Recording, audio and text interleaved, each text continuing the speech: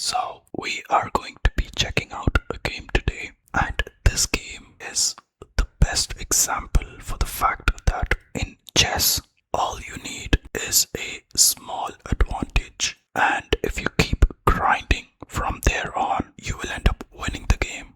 Let me explain what I mean. I'm playing the white pieces here, and I start off with the move knight to f3. Our opponent plays a very usual move, pawn to e6.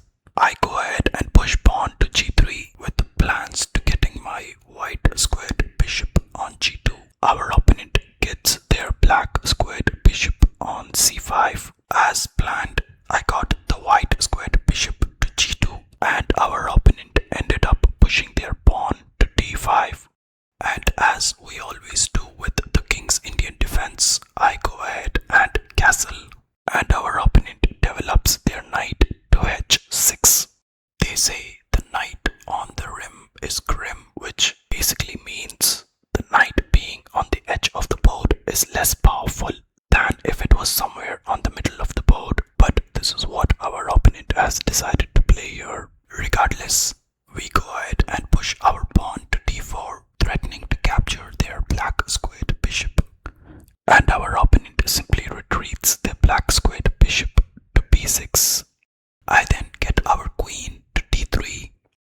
The reason for the early development of the queen in this scenario is with intentions to get our knight on d2 and to make space for the black squared bishop to be active on this diagonal. Our opponent responds to this by playing their white squared bishop to d7, and I go ahead and push my pawn to b3. Our opponent also ends up developing their queen, and they get it to f6, and I get our white squared bishop to h3 in order to get it on a more active diagonal, since it was blocked by this knight on this diagonal. Our opponent continues development, and they get their knight to c6. To this I respond by pushing the pawn to g4 with intentions to push it to g5 and fork their knight and their queen. Our opponent probably realized our intentions, and they got their knight to d4, attacking our knight, which was the main guardian of the pawn that we were supposed to push, to g5, forking their knight and their queen. Regardless, I went ahead and pushed the pawn, forking their queen and the knight, which was probably a mistake because we end up losing a pawn here. Our opponent goes ahead and captures the knight on f3, and I end up recapturing their knight with our pawn.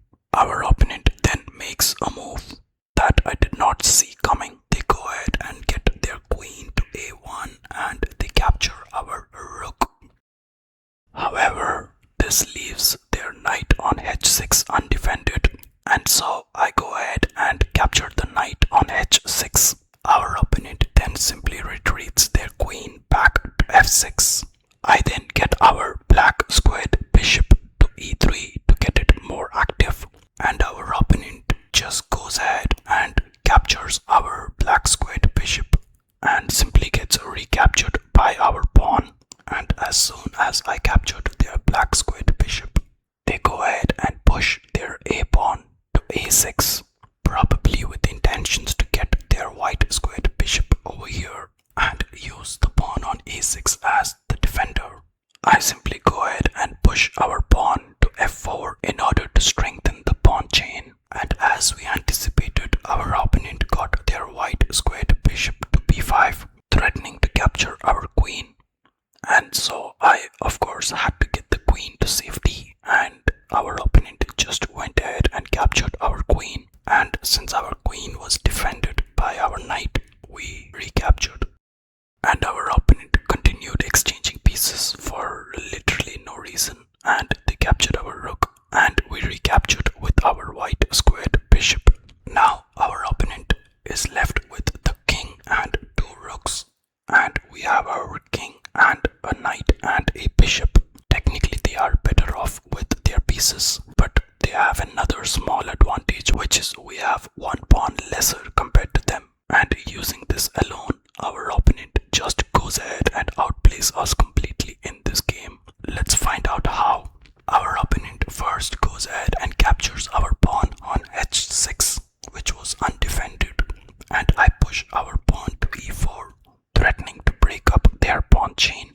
simply ignored the threat and pushed their pawn ahead, threatening to capture our knight while also looking for a promotion. I knew this pawn had to be stopped, or else it's going to be a problem for us. I get our knight to e2, threatening to capture this pawn, and they get their c pawn ahead to c5, defending the pawn. I push our c pawn to c3 in an attempt to again try to stop the pawn, but again they just push their pawn forward, threatening to capture our knight. At this moment, I knew our position was not looking good, and I had to do something immediately. I thought, why not get the help of the white squared bishop, and I got the knight out of the way, and I placed it on g4 with a discovered attack on their pawn. But again, they just ignored it and they pushed the pawn ahead. And now the only move that I could do in order to stop this pawn from promotion is by getting the white squared bishop to e2, and so I did. This is when our opponent got their rook to d8, backing up this pawn. And at this moment, I knew I was in serious trouble. I got the white squared bishop behind the pawn to d1 to stop it from promotion, and our opponent simply got their rook into our side of the board, threatening to capture our pawns. I simply pushed the pawn ahead to c4, forming a good pawn chain over here. Our opponent simply got their king ahead to e7, making space for their rook to join the game. I knew something had to be done with this situation, so I decided to get our king closer to the pawn and the rook, and so I did. And our opponent, as expected, got their rook to d8, backing up the pawn and the rook. And in an attempt to stop all of this, I got the king closer to the rook to e2, and our opponent simply got their rook back to d4 to protect it. I responded by threatening to capture their rook once again by getting the king to e3, but that did not turn out to be a good move because they simply got their rook to d3, giving us a check. And of course I had to retreat and I went back to e2. Our opponent then started pushing pawns. They got their b7 pawn to b5, and I responded by capturing the pawn, and of course they recaptured. And at this moment I knew I had to do something better with this knight if I wanted to have any chance to win this game, and hence I got this knight to f1, directly threatening to capture this pawn. Our opponent simply ignores it because if I captured the pawn, then they would recapture with their rook, and that rook would be backed up by this rook, and I would have no chance of recapturing. And they ignored it and they simply went ahead and pushed their pawn to c4. I'm not sure entirely why I did not capture this pawn on c4, but at the time I simply went ahead and pushed my pawn to b4, and our opponent casually just pushed their c pawn to c3, and at this moment I knew I was cooked. In a desperate attempt to stop the c3 pawn, I got the white squared bishop to c2, and of course they got their pawn to d1, promoting it to a queen. I went ahead and captured the queen with the white squared bishop, but this did not do much for us as they simply recaptured with their rook, which was backed up by this rook.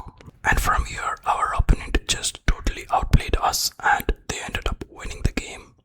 I got the knight to e3, threatening to capture the rook on d1, and they simply got it to d2, giving us a check. And I responded by getting our king to e1, and they once again pushed their pawn to c2, and I used our knight in order to capture that pawn, and of course they recaptured. And now our king was all alone, but I still continued. I pushed the pawn on the f file, and our opponent decided to of course capture our pawn on e2. And once our opponent did this, I went ahead and captured the pawn on e6, and I knew they would recapture with their king, and I had completely lost this game. So I ended up resigning at this point. This game goes on to be the best example so far for the fact that you don't really need a massive advantage in a game of chess.